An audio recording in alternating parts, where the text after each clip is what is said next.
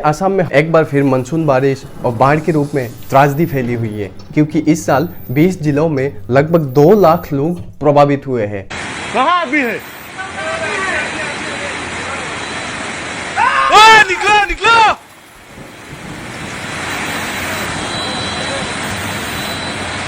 Landslide के बाद पहाड़ी जिला दिमा हसाओ स्टेट के बाकी हिस्सों से कट गया है, जिससे रेल और सड़क संपर्क टूट गया है।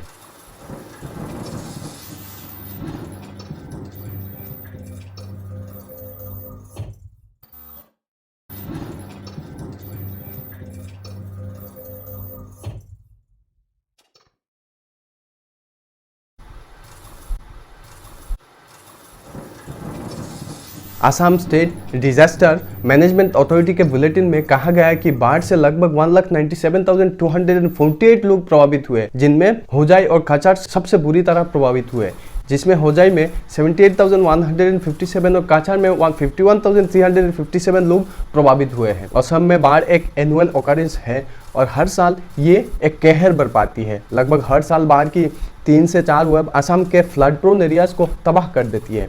हर साल आसाम में फ्लड की वजह से लगभग 20 लाख लोग डिस्प्लेस हो जाते हैं। बाढ़ की वजह से आसाम में हर साल हजारों करोड़ रुपए के नुकसान हो जाता है। इनफैक्ट पिछले कुछ सालों में काजीरंगा नेशनल पार्क में 50 से ज्यादा राइनोस फ्लड से मारे गए हैं। आसाम सरकार द्वारा पब्लिश जानकारी के अनुसार राज्य में कुल 78.52 लाख हेक्टेयर के मुकाबले 31.05 lakh hectare flood prone area है। ये स्टेट का 39.58% और पूरे देश का लगभग 9.40% है। रिकॉर्ड बताता है कि बाढ़ से affected average annual area 9.31 lakh hectare है। आइए देखें कि ऐसा क्यों होता है और इसका सॉल्यूशन क्या है। अस्सलाम वालेकुम एंड नमस्कार दोस्तों, my name is Ashraf and I welcome you to my channel learn NEET. आइए वीडियो शुरू करते हैं।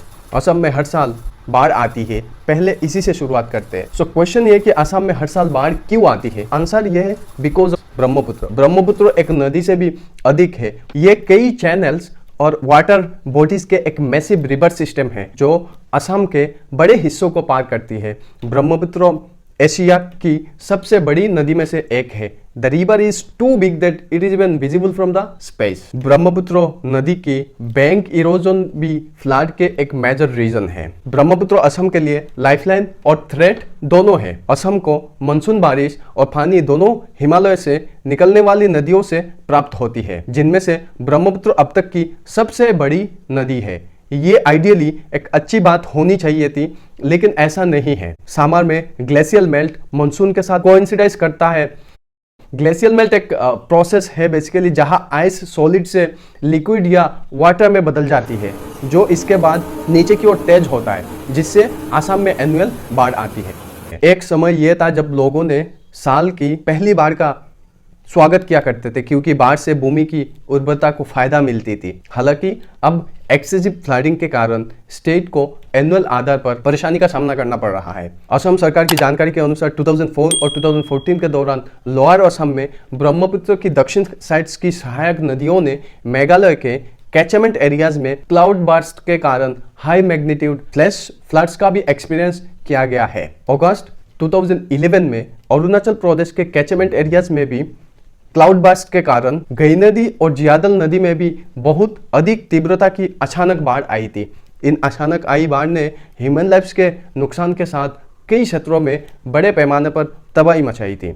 बताया जाता है ब्रह्मपुत्र और बराक नदी आदियों के साथ कई कनेक्टेड वेटलैंड्स होते हैं, जिन वेटलैंड्स के एक नेचुरल कैपेसिटी होता है बाढ़ आने पे या पानी बढ़ने से कुछ पानी उन सब वेटलैंड्स अपनी कैपेसिटी के हिसाब से एब्जॉर्ब करती थी। लेकिन उन सब वेटलैंड्स में आज की डेट में बहुत सारे constructions like road, building, bridges बना दिया गया है। इस प्रकार की एनक्रोचमेंट के चलते आज की डेट में लोगों को फ्लड्स की इम्पैक्ट और भी ज्यादा सहना पड़ रहा है। एक कहावत ये है ना, you destroy nature, nature will take revenge on you. Challenges and solutions. आइए अब चैलेंजेस और सॉल्यूशंस के बारे में बात करते हैं। ब्रह्मपुत्र बोर्ड ने 1982 में नदी पर अपने मास्टर प्लान में सुझाव दिया था कि बाढ़ को कम करने के लिए डैम और जलाशय बनाए जाने चाहिए। हालांकि डैम एक मुश्किल समाधान है यहाँ के लिए, ब्रह्मपुत्र के लिए, खासकर फ्लड प्रोन एरियाज के लिए। भले डैम बाढ़ के पानी की रिलीज को रेगुलेट करने में मदद करती है, फिर भी ये रिलीज डैम की चैनल्स की कैपेसिटी से परे हो सकती है।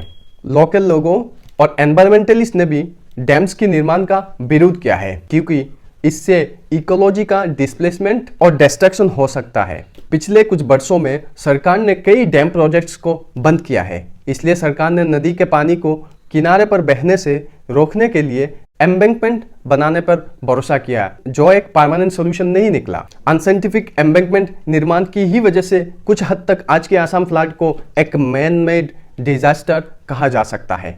पिछले सरकारों ने पिछले 60 सालों में ब्रह्मपुत्र के एम्बैंकमेंट्स पर 30,000 करोड़ रुपए खर्च किया है। एक एक्सपर्ट्स के अनुसार आज तक ब्रह्मपुत्र में जितना भी एम्बैंकमेंट बनाया गया है वो प्रॉपर साइंटिफिक स्टडी के बिना बनाया गया है। सरकार पर यह आरोप भी लगती है कि एलिट इकोनॉमिक इंटरेस्ट को ध्यान में रखते हुए, जैसे ऑयल, चाय बागान को प्रोटेक्ट करने के लिए कुछ ऐसे एम्बैंकमेंट्स हैं जो बनाया गया है और वहां की मार्जिनलाइज्ड सोसाइटी को इग्नोर किया गया है। एक्सपेरिमेंट के द्वारा और अनसाइंटिफिक अप्रोच से ब्रह्मपुत्र जैसे विशाल नदी को कंट्रोल करना मुश्किल है। लोकल बहुत सारे लोगों का यह मानना है कि अनसाइंटिफिक तरीके से बनाया गया एम्बैंकमेंट की ही वजह से फ्लड्स की इंटेंसिटी आज की डेट में और भी बढ़ गया है, क्योंकि एम्बैंकमेंट टूटने से पानी नदी से और तेजी से बाहर की ओर जाता है। सो एनुअल बाढ़ को रोकने के लिए सिर्फ एम्बैंकमेंट बनाना ही काफी नहीं है, इरोजन को रोकने के लिए भी कदम उठाए जाने चाहिए। इंडियन एक्सप्रेस के अनुसार सरकार ने ड्रेजिंग पर भी विचार किया था, नदी की कीचड़ की खुदाई करके नदी को और डीपर बनाने के लिए, लेकिन एक्सपर्ट्स ने स्ट्रांगली इसका अपोज किया है, क्योंकि ब्रह्मपुत्र की सेडिमेंट यील्ड दुनिया में सबसे ज्यादा है। एक्सपर्ट्स का कहना है कि अगर हर साल नदी में जमा गाद कीचड़ निकाल भी लिया जाए तो अगले साल और जमा हो जाएगी, जिससे पूरी एक्सपेंसिव प्रोसेस बेकार हो जाएगी। सरकार पर over the time actual problems को एड्रेस ना करने की आरोप लगाया जाता रहा। गुवाहाटी यूनिवर्सिटी के रिटायर्ड प्रोफेसर दुलाल चंद्र गोस्वामी की अनुसार इस प्रॉब्लम के लिए एक बेसिन वाइड अप्रोच होनी चाहिए, जिसके through actually with this approach river basin authorities multidisciplinary projects को लेकर कोऑर्डिनेट करते हैं, जिसका एम ये होता है कि पहला, रिवर के इकोलॉजिकल फंक्शन को समझना, दूसरा, नदी के किनारे और नदी के आवासियों पर ह्यूमन एक्टिविटीज के इकोलॉजिकल प्रभावों का इवैल्यूएशन करना, और तीसरा,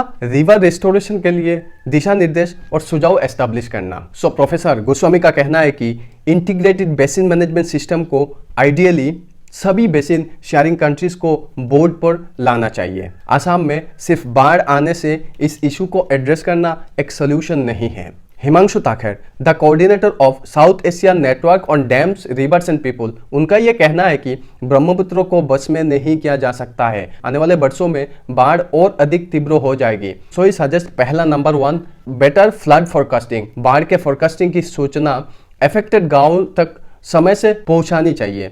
दूसरा, केवल उन्हीं एम्बैंकमेंट को मजबूत करें जिनकी वास्तव में ज़रूरत है और अधिक एम्बैंकमेंट ना निर्माण करें, नदी के लिए और जगह बनाए, उसे सीमित ना करें। और तीसरा, लो लाइंग फ्लड प्लेन्स पर सभी निर्माण पर बैन लगा देनी चाहिए। आज की वीडियो यही तक। अगर वीडियो इन्फॉर्मेटिव लगी तो वीडियो को लाइक कीजिए, कमेंट कीजिए और चैनल को सब्सक्राइब कीजिए। मिलेंगे किसी दूसरे वीडियो में, तब तक गुड बाय, टेक केयर, अल्लाह हाफिज़, जय हिंद।